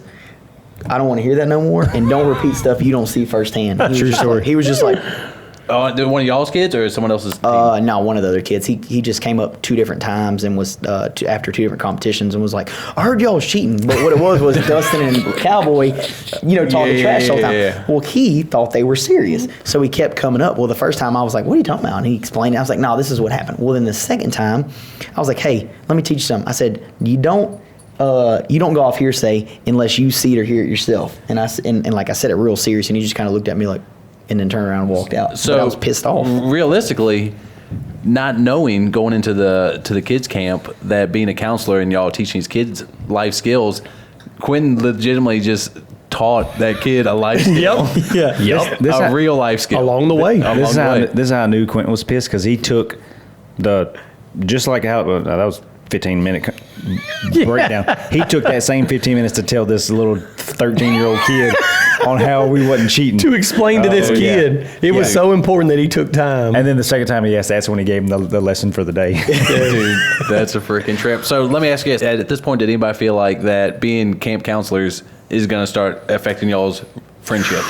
Oh, no. God, no. God, no. We get pissed at each other. I just all knew the it was a time. competition that was going to get Because stretched to the it's getting a very little heated limit. in here. Like, it's getting a little bit stressful in this conversation. I'm starting to pick up a little back and forth. No, yeah, I did get pissed off. D fired back Yeah. at me because I was like, bro, what do y'all think we're cheating? He's like, what are you talking about? And I'm like, you're They telling kept saying DH to that. come here. Like, I can't be in the conversation like I'm trying to swing the You act points. like a cop right now. You keep separating us so you can get the other side of the story. I know what you're doing. But I mean, it just comes down to, like, we're all super competitive and we all want to win really, really bad. For sure. And there was a misunderstanding. They misunderstood the rules. Yeah, I get that. Everybody else understood the rules. Yeah, No and I big get that. deal. Like, It especially was with this dicey. crew, like when someone's explaining something to you, like rules or this is how we're gonna do things. Right. Like if you miss a little bit of what was said and you're trying to ingest it and trying to, all right, how'd that go again? Like people tend to get kind of frustrated our with group, you for and sure. be like, it's that easy, just blah blah blah, and so then you don't actually get the rest of the information because you're just getting kind of Dude, there was shamed a little bit into being an idiot. You know. There could have been more things going on to heighten the intensity. Kids running all over the place. We're trying to add up scores, keep up with them, tell them not to do this and that. They're running around with the rifles while we're adding up scores. You want me to shoot him? I'll shoot him. So There was a lot to it. Who even won? Actually, green team went from way ahead to dead last on that one. Dead last. yeah. When you got the We're points dead last. added up right, dead last. Okay. All right. Yeah. You know, we kind of send the kids to eat dinner. Me and Cowboy were sitting around and it was like, dude, this is only the second day of kids camp, dude. There's only 27,000 more days Dude, left. Just we this. haven't even started this week. And he was like, you know what? You can go for a ride. I was like, you already freaking know. He's like, I need to get some dip from the store. I said, let's get out of here then. And then so we walked in the shop. He's like, pick one of these Harleys. So I looked and like he's got like 8 really sweet Harleys sitting in the shop. So there's a matte gray one, all matte gray. I was like, you know what? I want to take that one. He's like, cool. And so he jumps on what's his orange one. It's like, all right, sweet. So him and I just cut out, dude. Just take a night ride, just me and Cowboy on the Harleys, bro, just cruising, man, like just to get away from these doing little bro things. Man, just doing bro things. You know, you pull up at the red light and you kind of look at each Yeah. other and you nod like, yeah, this is a Start good. to understand this commercials all of a sudden. Yeah. All of a sudden you want a Marlboro Red, Yeah. you know what I mean? And you're just like, yeah, this is time with the boys. And so we get to the gas station and literally we just go in there and get a candy bar and like a couple of snacks and like a water to drink and sit there for a little while. And then, dude, it's not 3 minutes later, like you start hearing a pack of motorcycles coming down the road. And Cowboy was like, oh, dang, there's some more people riding. I already freaking knew. Yeah. Just a couple of minutes. Quinton, Jesse, and Cowboy's dad come rolling up on the other Harley. So now we got a pack of Harleys. And what you think? Are you like, oh, sweet, more of our guys? Or are you like, oh, man, it was kind of nice just hanging out, you know? No, I was just immediately thinking every counselor basically just left the kids camp and they're run amok with Yep. nobody there. All right. And so I'm like, oh man, you could tell there was no concern with Cowboy or Quinton of what those kids were doing back at camp. But I was like, oh man, we probably should start cruising back. So we fire mine up and start to get out on the road, but like we're under the lights of the gas pumps whenever I start mine, so I can see good. When then I pull out on the road and I couldn't see nothing. So like I make a loop and I come back around by Cowboy and I was like, hey dude, like something's going on, and like I'm trying to flip the switches to figure it out. He's like, oh yeah, I forgot to tell you that one. Sometimes the headlights work and sometimes they don't work. Bro, it's 10 o'clock at night and we're 10 miles from the house. And he was like, well, just stay close to me. Maybe they'll come back on. Oh, yeah. No, that's a great plan. Good thinking. Pitch black, middle of the night. And then he wants to drive 115 naturally. back to the house. Yeah. And so I'm trying to chase him down to stay on his rear tire, driving just by his headlight shining at the ground. Is it so? It's not like a short and a wire that you can jiggle or anything. No, It's dude, I some- jiggled everything on it. And so I finally figured out if you wind it out like to the moon, they would come on and start flickering. And so I just start downshifting gears, bro, and I'm at like 100 miles an hour, just wide open throttle, letting it scream, because that's when the light would come on. Then when I let off the throttle, pitch black. And so Cowboy now gets away from me, and so I'm driving in dark until Quinton catches up and I can see from his headlight. But the sketchiest ride back to the house. Yeah, that doesn't sound. Yeah, bro, they were literally like, I was running like 80 something, and Jonah, when we left, because we were playing Ultimate Frisbee, and then I see them like grabbing on the bikes, and I'm like, oh man, we're playing Ultimate Frisbee. The game ends, and I'm like, Jonah's like, you want to go? I'm like, bro, let's go. So we catch up to him, and Jonah's like, you need to get glasses. And I'm like, bro, it's Harley's. We were riding like, we're going to be riding 30, 40 miles an hour. Oh no, cuz on the way back, I'm like 86, just starts peeling water out of your eyes, and I'm like, how is D even seeing? And they're so far ahead, I'm like, no, I'm good. And then he ends up slowing down a little bit after Cowboy. He had to be doing over 100. And I catch up to him. We're just kind of cruising, and D's riding those center bumps. And yeah, he's got the bike wound up, and the lights like flickering on and off. And I was like, oh God. But we made it back safe to the house and put all the kids down. And so the next day, day 3, was Ultimate Frisbee we were going to play, which was down the road from the ranch. We had to ride down to like a big ball field. Well, the winners from the previous day got to drive the side-by-sides, which was 6 miles. Yeah, whose team won the shooting? It was black yeah, team. it was Cowboys team won. So they got to ride the side-by-sides all the way down the field, which was cool. But I had to take the tap-out bus, which Cowboy hadn't ran in 2 years, but told us, like, it should be fine. Like, it runs good. It's a really strong bus. Got it fired up, but you could barely get it to move, and it would only do, like, 40 miles an hour. Dude. Oh, this is not the van that we rode in. No, this is an sir. actual school bus. Short bus. Holy Jesus. Short bus. If you go watch my Instagram stories, we loaded the kids on the short bus. No seats. Just match. I was wondering why all the kids was standing up. Yeah, it's because there was no seats for them to sit in. Dude. So we had one of the kids, I think he was from the red team, which was Jafari and Jesse's team. And he came with my little dude that was like 12 years old. So he was really little too. I think he was maybe 12, maybe 13. He was the very lowest of the pack, of the group, you know what I mean, of the age group. And so we're going, and it wasn't 5 or 6 miles from the camp that we were going. And son of a gun, if the car behind us, which was the chaperones in the bus, pulled up, said he had his little butt pressed against the back glass while we were driving down the highway. This little 12-year-old little boy started innocent.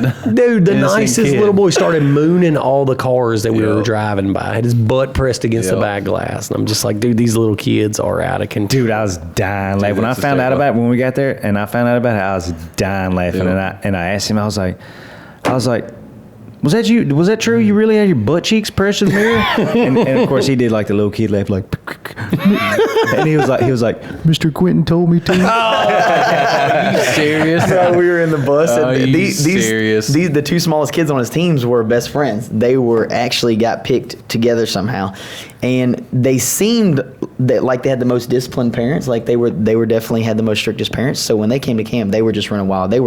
I caught them prank calling. All the kids had cell phones. I called them. I walked up on them one time, and I was like, "What are y'all?" They were laughing, and you could tell they had a look on their face because I did that same look as a kid. I was like, "What are y'all doing?" And they're like, "We just called some guy and prank called him." And I was like, "How did y'all come up with the number?" Like, we just guessed it. So these are the same 2 kids out in the back of the bus. I already know they was little BAs. So I was cracking up that the parents were riding behind. I mean, some of the counselors and the videographer and stuff. And I was like, "Well," I was like, "Just moon them." And they were like, "Really?" And I just started laughing, and both of them, ended up pressing their butts against the both of them did? mooning the cars. Little kids, and I don't know if I don't think they would have normally did that, but I think it's because they get there with us, and like we're pretty wild, and y'all are the chaperone counselors, y'all. And we're letting them run wild and have fun. You know what I mean? Like as long as it wasn't unsafe, we would let them do what they wanted to, dude. Like just run around wild. And so I think they were just like, I won't get in trouble for this, so let me just give it a try. Dude. Oh, then it turned into people jogging on the way to the Ultimate Frisbee. Everybody was getting the moon. Oh yeah, everybody. Oh really? Just whole drive. Yeah, whole drive there. And I didn't know about it until we stopped. Right, I told this 12-year-old little boy, like, bro, don't be putting your butthole against the window. I'm not a parent or anything, but I feel like there's some laws against it somewhere. You really shouldn't be doing this. Not your daddy, Dude, so they. Yeah, I told him. I said, listen, we could end up on the news, and that'd be cool too. So go for it. But they ran us ragged. We played Ultimate Frisbee that day. Again, green team wins. No. green team dominated. Murdered. Obviously, the Ultimate Frisbee is a physical game, and they had the fastest, the biggest, and the best pack. Is there any easy ways to cheat in Ultimate Frisbee? Or Oh, yeah, a bunch of ways, and they found them all. We got, well, This is the kind of bull crap we had to listen to all freaking week long. coming from the same dude that quit playing Ultimate Frisbee at the house because the True story. the True other story. counselors knew all the rules and we didn't. We were new to this Ultimate Frisbee game. This game was made up by Jafari. He is super fair. The kids that had played at the camp before, the sons and the other kids, they knew the rules. Not that they weren't unfair. We just didn't know the rules. They were were legitimately calling like, "Hey, you can't do this, you can't do that." Well, that was costing us touchdowns and points. We didn't know the rules, and so D ended up getting fed up one game so bad practicing. He's like, "I was like, where'd you go?" He's like, "Bro, I just had to quit." He's like, "Because I was starting to get frustrated." this is at the camp before Yeah. I went for the The actual practice game. we would Okay. play in free time of this because we wanted to learn it. And he's like, I had to quit. He's like, I was about to get mad because we didn't know the rules. They're calling all the penalties. We didn't know them to call them on them. They wouldn't call them on themselves on Yeah. us. And dude, honestly, the black team and the red team, it was not an uneven match on Ultimate Frisbee against our team because they had Jafari and they had some other the counselors played Ultimate Frisbee, so it was super evenly yoked. D's team. For sure not fair because all of his kids was waist high. Our kids are jumping, butts hitting his kids in the face. That's true. No butt slapping them. Dude, that's true. That's true. So- But they ran us ragged, dude, on Ultimate Frisbee. And, Did y'all win one game at all? No. We won. My green team won every game. Not only did we win every game, we played to 5, right? And we're playing on a full-size football field Yeah, it's big. At 7,000 foot elevation. at 7,000 foot elevation. So not only did we win, I think we played 3 times. We won all 3 games, but we literally won 5-0 every time. For real? Oh, yeah. Dude. That's true. And my team lost because it was double elimination. We lost the first 2 games 5-0. Right out the jump. We were gone. D called the nearest Is ice that- cream truck and he's like, we're just going to hang out. Because I noticed that day when we got pictures, when the camera guy was sending us pictures, I noticed there was more pictures of DJ and his team Yeah. together, just frolicking in Yeah. the field. Yeah. Like, it's like Ultimate Frisbee Day. It's like, all right, sweet. And it's like, all right, pictures. How come the blue Yeah. team's never playing? Yeah, it's like, oh, there's a nice picture of overhead of Dustin and all of his squad around him in a circle, like we're in a kids movie. Yeah, we were 2 and out right Yeah, off so the they, jump. they already got eliminated, so they was over Yeah. there looking for 4-leaf clovers. Or Yeah. whatever they was doing. Did y'all get ice cream? Or No, we caught up on naps that day. No. My team caught up on sleep I get it. for the rest of that day. They were all sunbathing like Dixie in the grass. Yeah, all of them. Yeah. I mean, So we- sometimes it be like that, you know? Into day 3, green team sitting pretty right. Yeah, they took 2 You know of what I'm them. saying? They took two victories already. But also going into the end of day 3, boys was wore out. So we decided it was time for the grown-ups to have a hot tub evening. You know what I mean? Okay. All right. And you know how like when, Reflect and, yeah, you know how like whenever you were little and your mom wanted to take a bath, but you just kept coming, hey mom, where's the fruit snacks? Like, hey mom, Yeah. where'd I get the apple juice? You know what I mean? When you're real little and she just like, can you get out of here? Or she'll lock the door and like you're knocking on the door, like, mom, where'd I find the Cheeto Puffs? Any You know what I mean? excuse to ask him a question. Yeah, and so that's what started happening to us. We're just sitting over there hanging out.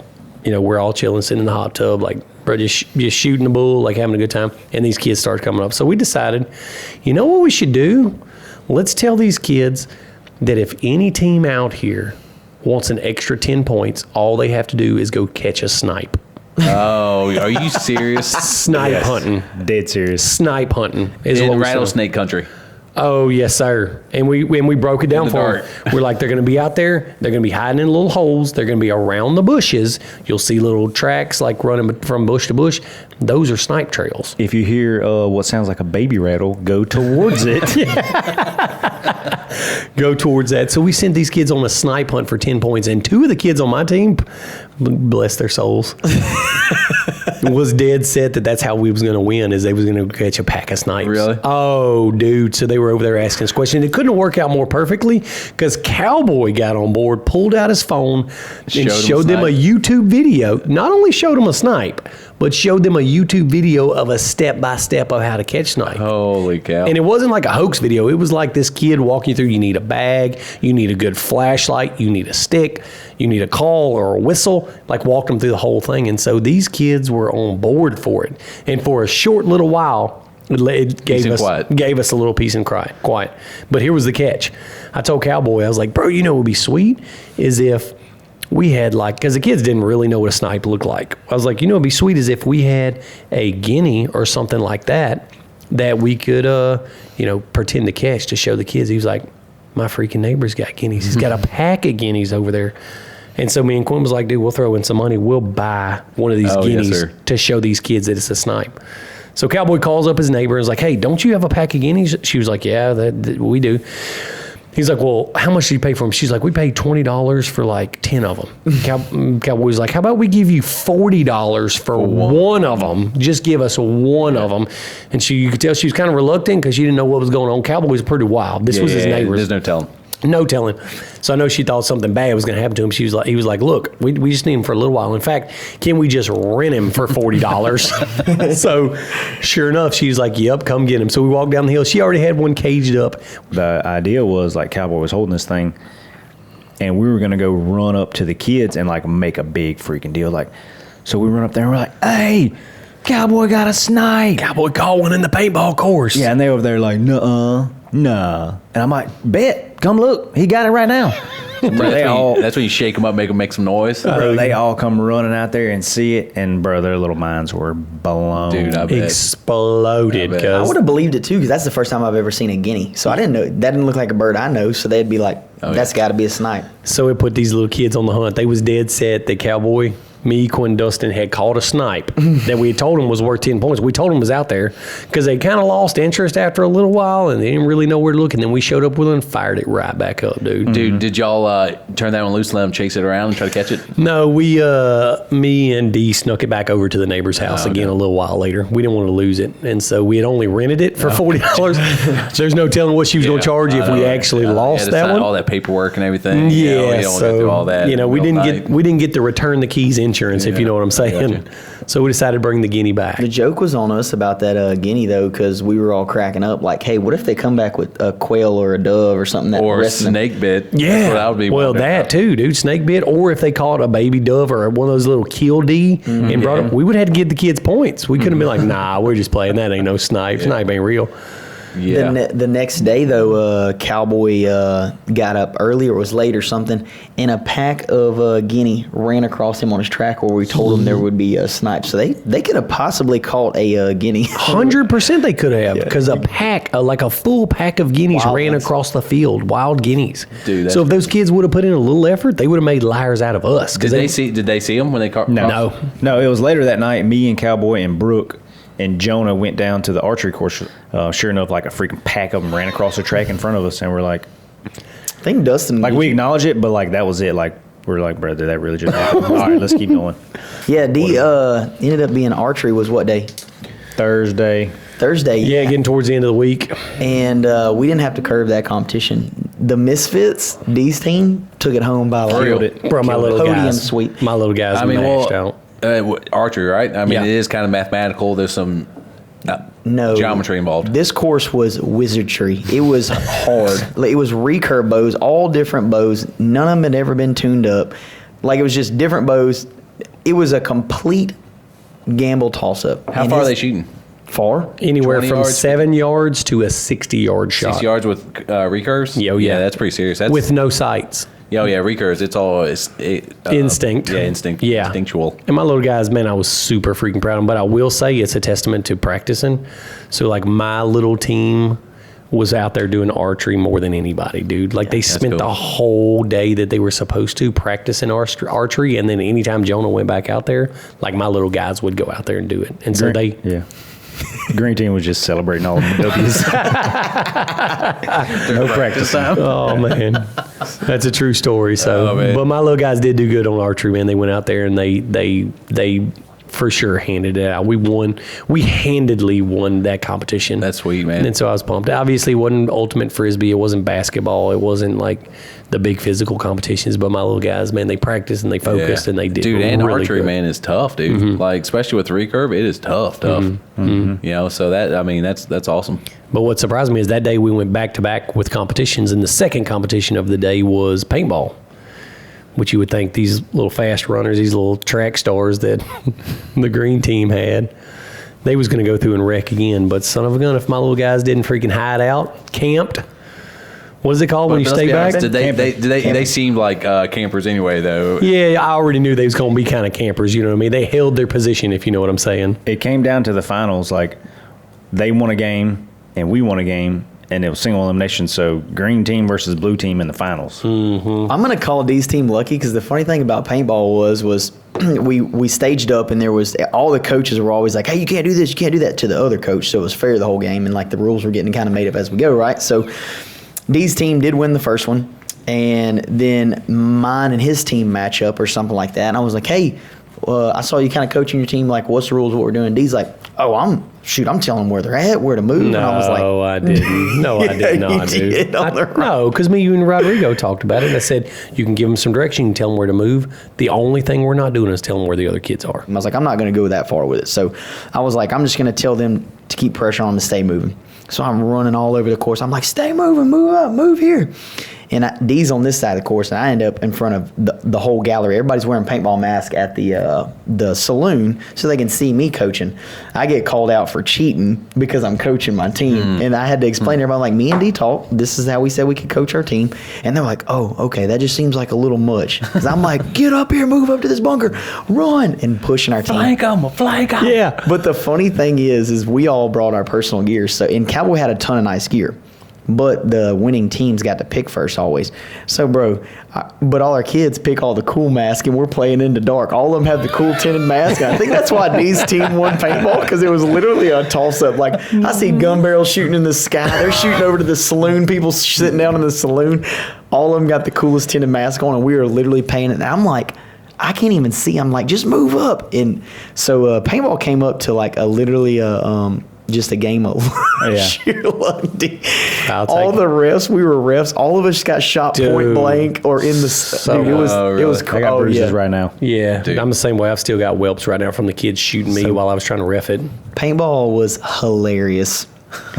Blue team swept that whole day. Whole day, 1-2 competitions put us all the way back up into second place, dude, from dead last. Dude, that's impressive. That's impressive. Went back to back that day. Yeah, somehow paintball was worth 15 points when all other challenges were 5. Yep. Every time D's won, he's like 15. All right. So at this point, in the end of Thursday, it was green team, mine and Quinton's team, and Cowboy's team, the black team. We were tied for first. DJ's blue team was 2 points behind us. So, like, It was anybody's. Oh, that's good, man. it's Like, close, yeah, dude. that's and like adjusting the score like down the road, man. Like it makes it more exciting. kept you know, the kids 'cause motivated. It was fun Yeah. that way, dude. It was very close. The whole week of competition was very close, dude. Yeah, to that's make, awesome. Made it to where they were always motivated for for the next competition. Yeah. You know what I mean? Not just shooting the refs for no reason. Like actually want to win. Right, you know? right. also what that meant was Friday was like wasn't a work day / activity day. It was just all activity. Friday was lake day, so no challenge on Friday. Saturday was the kind of the culmination of everything, and so with the scores being as tight as they were, like it was going to come down to the last day. Yeah, for sure. Which the last day was like the big extravaganza competition, like all in. You had to use everything that we had taught you from the week. So, like, what were all the First competitions? one, the first one was rope climb. So, but like you had to do it. It started in the gym, and the way that we set it up is we made it kind of run fluid. So, like you would do this, and then you run here and tag this guy, and then you'd run here and tag this guy. So the first competition started out in the gym with ropes that went straight to the ceiling. There's 2 of them side by side, and you had to like Donkey Kong climb up them and touch the rafters. And it was probably 20 foot. Oh yeah, Yeah. good climb. It was a good Yeah. climb. And so like you were timed to see how fast you could get up there and then come down. And then you'd run out of the gym to the next station, which was Basketball. So you had to do a layup. You had to start from a specific cone, run layup, come back to the free throw cones, throw the free throw, and then drop back to the 3-point and get all your own rebounds. And so that was rope climb to basketball. Right next was the hatchet axe throwing board, which the kids. Cowboy they kept loved making it. comment, bro. They tore up 60 axes. Like we had to sharpen them and rehandle them after the second day, Dude. And they almost chewed through a 2-inch thick board, new target he put up, and so everybody had a lot of practice. I seen DH getting in some stories getting some practice, Last Mohican style out the side of whatever y'all did. Oh, that's right. Bro, D hit a drive-by on it. Yeah, if Indians would have had golf course, it would have been a different story on the Cowboys. So it went on to the hatchet throwing, and then from there, where did it go? So at the hatchet throw, the kids had 3 hatchets to just, all they had to do was land one, right? So as soon as they landed one, they ran over to, in front of the saloon to the Archery. archery. Which was also 3 arrows. All you had to do was stick it in this T-Rex. I don't know where. Dude, the T-Rex. I don't know where this T-Rex came from, but there was a T-Rex at the I ranch. mean, I get it. Yeah. Someone showed up to drop something off, Yeah. and they were like, "Oh, we need a moving target to put here outside of the archery practice range." She's like, "Oh, I got a T-Rex," and we're like, "What?" And we're like, "No," and she literally had a full-blown, legit dense foam T-Rex target. This thing was like 100 pounds. Yeah, it was like a legit 6 foot archery tall. target. Yeah. It wasn't just a freaking cutout or blow up. It was a T-Rex Yeah. archery target. Yeah. So it was super tough. sweet. So you mash one in that, then you run down the hill to what was the pit crew challenge. So you have your workout basically in the gym, like what we ran every day. Then you have your basketball, which they guys played all the time. The axe throwing, which they played all the time, and then the archery, which we taught them on one of the days, and then you run down to the pit crew challenge, which we also taught them on one of the days. So that was the 5 stages before it broke off into like the big field. So at that Dude, point, it keeps going. oh yeah, It's a relay of all the Holy things we had cow. done. Yeah. Everything we had been doing all week. yeah. So at that point, they run over to the unfinished shop, and they do the pit crew challenge. They jack the car up, pull a tire off, and then put it back on, tighten all the lug nuts, and then they run out of the shop to the big outside course. The bike. Oh no, it was the inside course. Yeah, it yeah. was They run to the race course where there's another kid, and they tag another kid. Every time they come to a new station, they have to tag. To the inside course where there was a kid on a bike running the inside course that was, bro, like elevation climbs, Oh, like man, big whoop hills. sections, Probably like almost a jumps. half-mile little section, huh? Dude, it was tough. Big berms. I mean, you rode the track. It was big berms, rhythm Yeah. section, the tabletops. They had to do half of the track all the way to the Same. step. On a bicycle. Oh, on a yes. bicycle. At 7,000 foot elevation. Jeez. And so they tag the kid for the mountain bike. He runs this course. He comes up to the shooting course on top of a tabletop, and they had to shoot a target that was probably 70, 80 yards away, right? One of the more difficult targets. And then they got 3 shots. Yep. And then if they didn't make that, the reload. So the whole thing is timed. We're going on time, and so everything's timed. And so if you didn't make the first 3 shots, you had to reload. That time was on your team's time and till you hit it. And each station had a 5-minute cap. Like if they didn't get it in 5 Yeah. minutes, you take your 5 and you're done. You tag Yeah. your next teammate so it doesn't run on forever. Because at some point you got to eat dinner. Sometime you got to have something to eat. Yeah. And then from shooting, they had to run to a hay bale in the middle of the across Rattlesnake Field and tag. An ankle breaker. Yeah, and Hey, also, snipe. Snipe hill. Snipe hill. Yeah. Snipe hunting hill. it was no man's land for Yeah, sure. yeah. So they crossed the boneyard, tagged the driver of the commander, and that person had to strap their helmet on, run to the commander, belt in before they can even start the vehicle, and then run the outside course, which was pretty sweet, through the finish line wide And open. bring it on home. And bring it home. And that was the your last one. Yeah, and you had to each station you had to use one of your team members if your team was a little bit short, because not all the kids finished camp. Yes. Yes. Well, I went home. Oh, yeah. Oh yeah, Homesick or just out of control? None out of a control. little soft. Just a Yeah, little just soft. couldn't make it. Just couldn't make the cut. Didn't want to do the runs. Didn't want to do the workouts. Yeah, well, it sounded like they were training 4 hours every morning, and then Oh yeah, and the counselors wasn't easy on them. We made them run sprints a couple times for leaving stuff they had out. the question, like, I mean, what kind of person they are? Yeah, oh, yeah. Are they cheaters or are they stand up or Yep. you know? Good guys or bad guys. Yep. That's what it comes down to. Yep. So And so that whole last challenge was a full timed event. Every team against each other. It was the final points, and we set it up because going into the last day, the points were close enough that any team could have won it.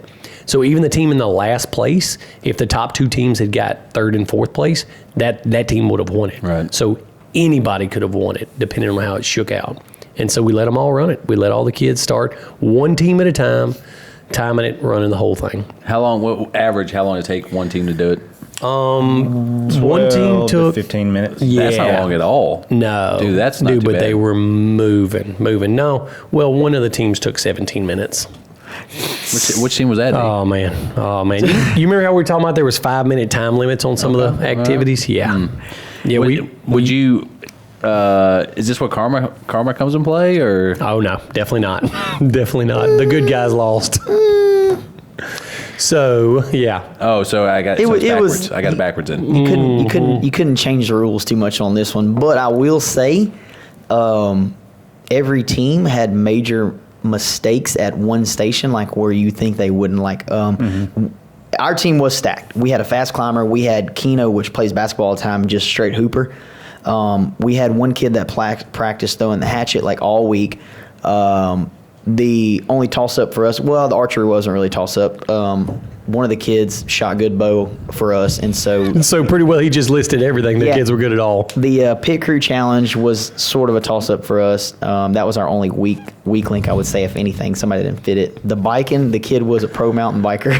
Literally a pro mountain biker. 100%. The shooter was one of the counselor's kids. He got it first shot at 80 yards with open sights. And then their driver was a trophy truck driver. Was a 15-year-old trophy truck driver. We literally had to do almost zero thinking about who's going to do what. Yeah. there was a that makes perfect sense. person for every one of our stations. Yeah. But it ended up being close, other than the team that was 17 minutes. Yeah.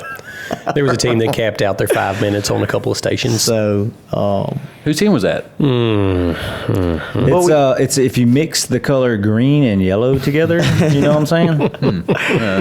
but the other teams that would have been close to us whiffed a couple of things and made Yeah. some major errors that cost them major time. Oh, Would have yeah. been close. It would have been really close, except like the red team struggled on the throwing the axes. Yeah. And then one of the teams put the lug nuts on backwards. Yeah, and had to take then- all the lug nuts off. So the top guys were like, they got like green team or Quinton Dustin team got like 11 minutes and something. The next team right behind them got like 11:46, 12:46, and then 13 something and Yeah. then 17 Which something. is not bad. Like way y'all described the whole relay.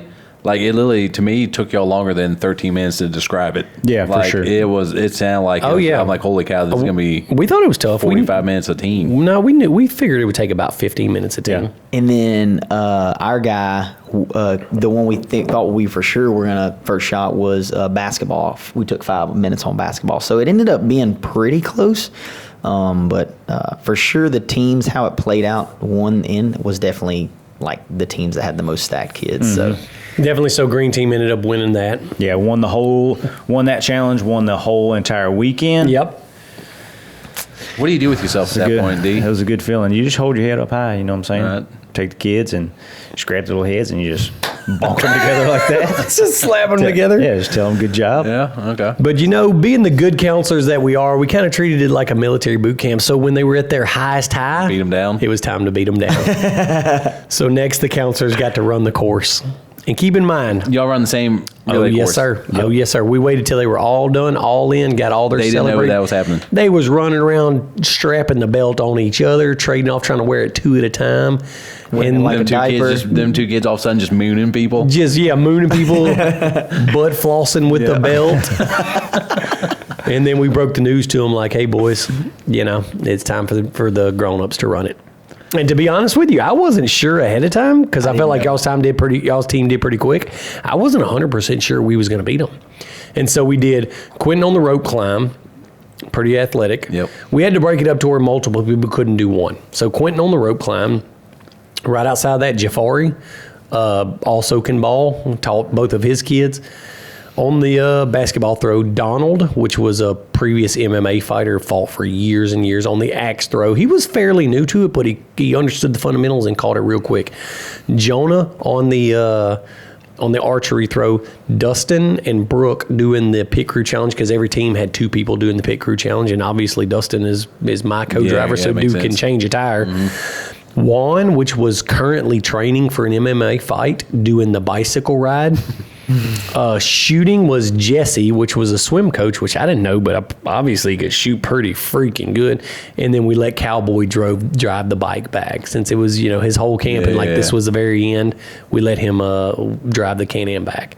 And so fired it up, Quinton right up to the top, no freaking problem. Dropped from like halfway, thought he was going to break both his ankles. Dropped from 15 foot up, hit the ground, ran outside. Jafari ran up, missed the first layup, but just immediately threw the next one in. Came back, buried the free throw, missed the first 3-point, and then sank the second one just like that. Ran over to Donald, slapped him. I think Donald... Second axe? Yeah, I think Donald stuck it on like the second axe. Ran over to Jonah. First shot with the arrow, boom. Hit the dinosaur, T-Rex. hit the T-Rex. Ran down the hill. Dustin and Brooke changed that tire in less than a minute, for sure. Ran out there, touch Juan. Bruh. Full throttle on that bike. Oh, my geez, dude. It never got winded. Do you, at this point, are y'all hearing like any of the kids in the like background dropping F-bombs? Like, what the? They were yelling and like heckling because they all jumped in the 4-seater and the 6x6 to come out there and watch. Like they chased the whole thing. So like they're kind of heckling and kind of talking trash and like saying we're not going as fast or like we're not. And so you could tell they were like, man, what's going on here? Like, what's happening here? And you had no concept of how good we were doing. Like, it was just everything moved so quick, so broke up. So quick and like so slow. Like, I'm like, I don't know. It did, like, I feel like that was pretty quick, but like it's hard to tell because one of their guys buried in one shot. Because 4 teams are gone, you kind of lose track because like their team buried it first shot every time, or black team did or whatever. And then one kid climbed fast ropes. One kid stuck it on the 3rd axe. So like you're like, crap, you can't tell. So Juan rips the track on the mountain bike. That's when I was like, oh yeah, we for sure made up some time right here. Runs up to Jesse, tags Jesse, first shot. Oh yeah, then that's when everybody starts. And then we McGregor, everybody starts Conor McGregor it around. Oh yeah. Then you're like, oh yeah. So I was at the hay bale with Cowboy, and Jesse ran up the hill, tagged Cowboy. So me and Cowboy sprint together. Cowboy for sure was outrunning me on foot, cuz was rolling. Oh yeah, came up there, helmet on. Car in, jammed in high, took off. And like we took off on the 4-seater to try to beat him back. He had the whole track. We were going a straight shot back up to the house. Barely made it back to the house. And Cowboy comes backing it into the last corner, just laid in there and comes blowing across. 8 minutes and 17 seconds. And our green team had the fastest time, and it was like 11 something. 47. Yeah. And we did it in 8 minutes and 17 seconds, dude. What the best part about this, congratulations, first off, but the best thing is y'all are telling this story with so much excitement, so much energy. And it's like, bro, y'all beat a bunch of kids. No. We stomped a bunch of kids. We made sure to make them all stand in a circle and be like, all right, kids, this is why the coaches are the coaches. Matter of fact, made sure to rub it in real good. Oh, yeah. Matter of fact, we made them all gather up and pick us up one at a time and carry us around the bar. It makes sense. I get it. And bring all their snacks out of their tent to us. We made them spread them all out on the ground, and we got to pick what we wanted. Bring us all your commissary. And so, yeah, we straight dogged them, but that was not the end of it. They didn't realize that before we watched UFC that night that we were going to play paintball, and it was counselor versus kids. They didn't know that? No. Oh, man. As many kids as wanted to play, and any of the teams and any of them. And so, you know, me, Dustin, Quinton play pretty regular. Come to find out, Cowboy plays pretty often. A couple of his guys were pretty freaking good. So it ended up only being a few of the counselors. It wasn't all of them, right? No, we were short like 3 or 4. Yeah. So it was like 6 of us, maybe 7 of us against probably 15 kids on the paintball course. Man, and you talk about some squall. Oh, man.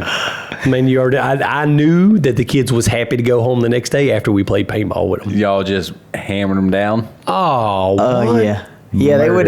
We played pretty fair. We would run up and just watch them. We were talking to each other behind the bunkers, laughing because they would slide into like the bunkers you don't need to be in. The ones built like house to where you're completely exposed. You got to come around the corner. So there was windows and stuff, and they kept piling in that one bunker with windows, and their backs against the wall, but they don't know we can see the side of their head and helmet. They're sitting there talking, going like, you see heads going back and forth, just talking to each other. And we're laughing. I'm like, you see him right there, and I would shoot one. I'm like, dude, you shoot the other one, bro.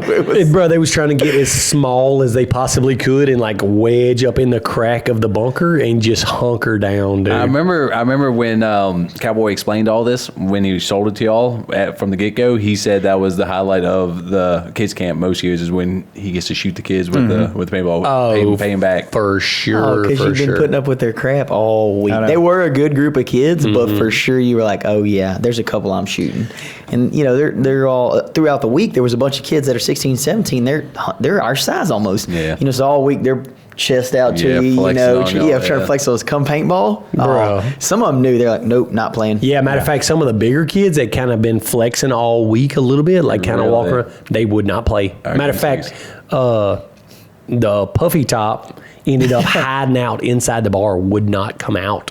Because he didn't want us to ask him to. He didn't want us making him to play. Dude, are you serious? Oh yeah. So because like I seen him, he would open the door. Like kind of like bullies, like kind of knew that they've been screwing around and effing around, picking on people. Oh yeah.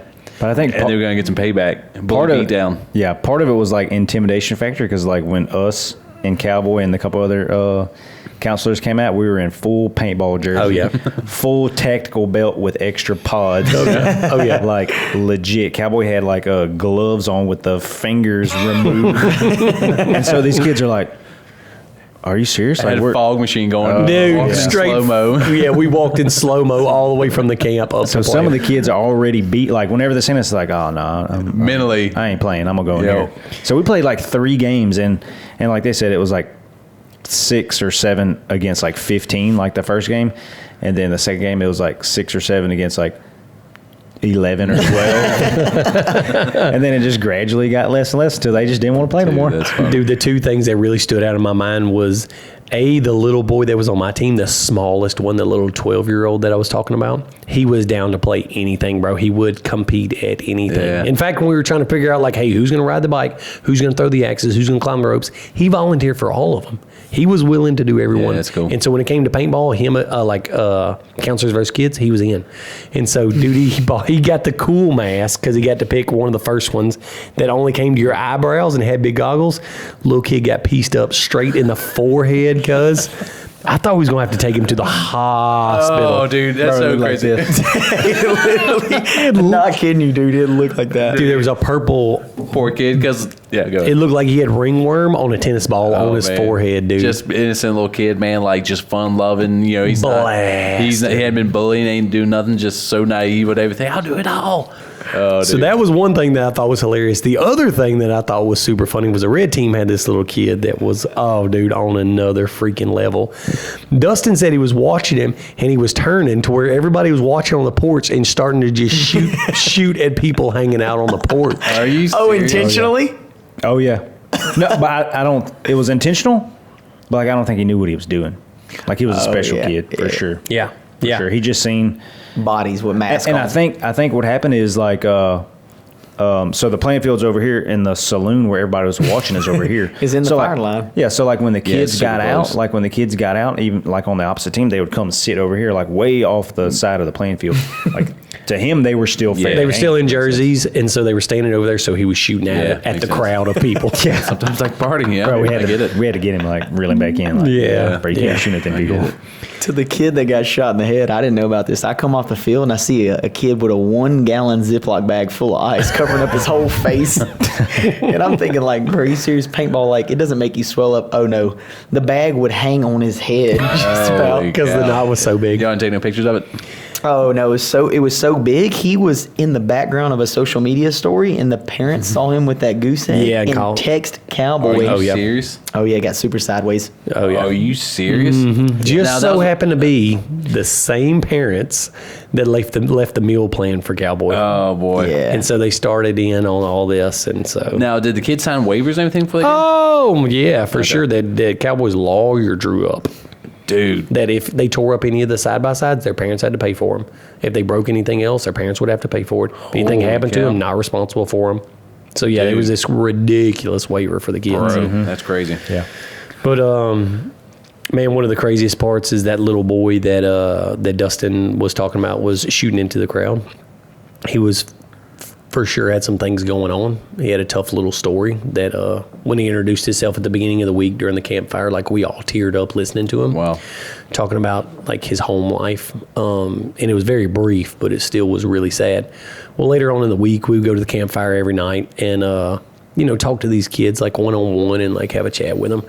Well, he ended up out there one night with just a few of us. And so Cowboy started asking him some questions of what he liked. Well, come to find out, he liked playing Call of Duty. He was really big into video games.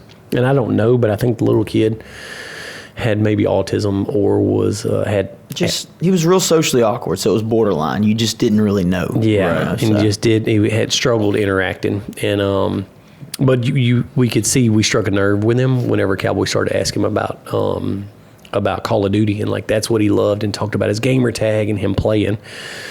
Well, like I think Dustin asked him like, "What do you play on?" And he was like, "I play on the mobile app." And we were like, "What? Dude. Why do you play on the mobile app?" Well, he said whenever his stepdad left, he took his Xbox from him. Bro, what on earth? He had two male figures like leave his dad and his stepdad. So freaking it hit us hard when he told us in front of everybody. He was the first one to talk at the campfire the first night. And he was. Yeah, we found out about the Xbox deal, and we're all thinking like, oh, he plays Call of Duty, he's got an Xbox.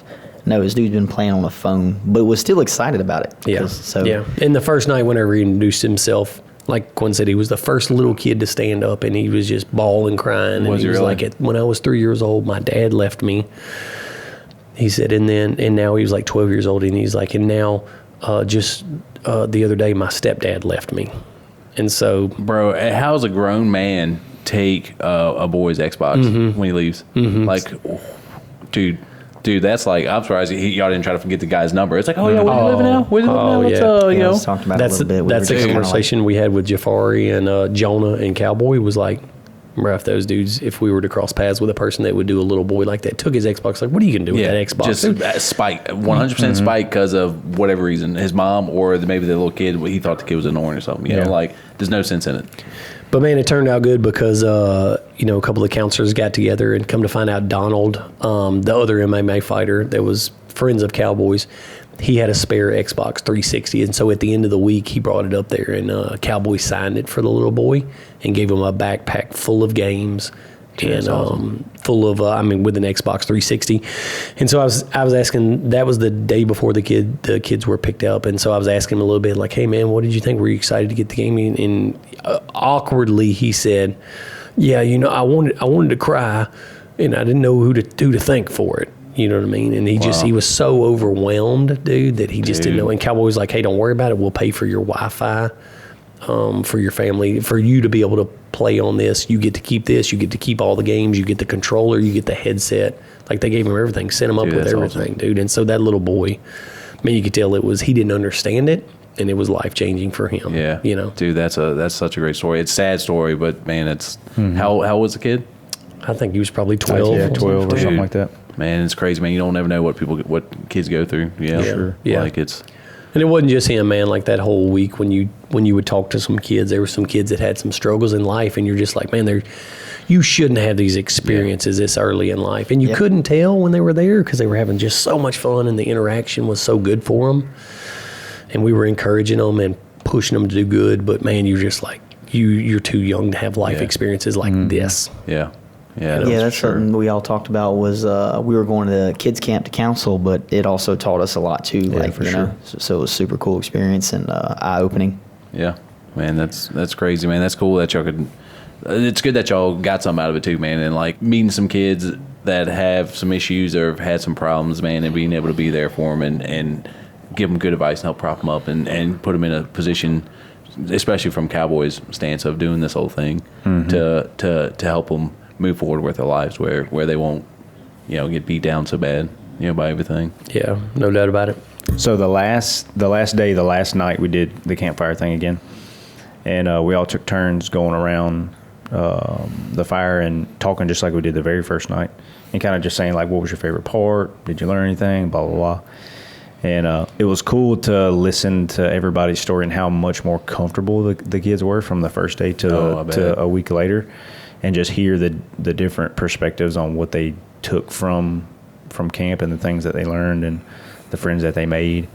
But it was also interesting to me to hear like the majority of the counselors, like we came there to instill some things into these kids that we learned, as we got older from our parents or life experiences or whatever. But all of us were like, we came to teach y'all something, but it ended up y'all taught us something too, which was super cool. Very, very cool. Yeah, it's awesome, man.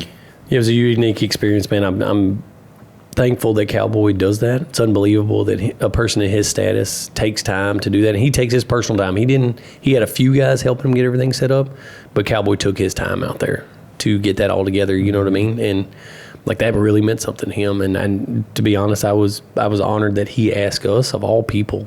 Like, we've only been friends a short time. We've only hung out a few times. But he asked us to come out there and counsel those kids. And now, like, originally it was like, oh, man, this will be fun. It'll be funny, like, run these little kids around, shoot them with paintball. But then, like, you realize what it is and the impact that it's making. And you're like, man, that's a lot of pressure, dude, like, for you to ask us. And Cowboy kept telling us, like, how big of a deal is it? You're going to change some little kids' lives. Yeah. And then you realize, like, after it's done, you're like, man, dude, we didn't realize what we were walking into. Maybe we can get some more people involved next time and come out there with us so they can experience and share their experiences, even like Mr. Mal and Miss Linda. I think they could really add some value. Yeah, for sure. With some life experiences they've had. So for me, it was a good podcast, man. It was enjoyable just to reflect on what we went through, man. I think it was really cool. I could sit here all night and talk about that because it was such a fantastic thing to be a part of. You know what I mean? Very thankful. So that's it for this one. And if you want to check out any more of the Checkers or Wreckers podcast, you can check us out on YouTube. You can check us out on Facebook, on Instagram, on Spotify, on Apple Play. All of your listening, there you go, Josh. All of your listening things, whatever they're called, wherever you go listen to stuff. So for me, these raggedy kids done got me wore out, bro. I'm going home to get in bed. Straight to bed. I want some sushi. Help scare money don't make money.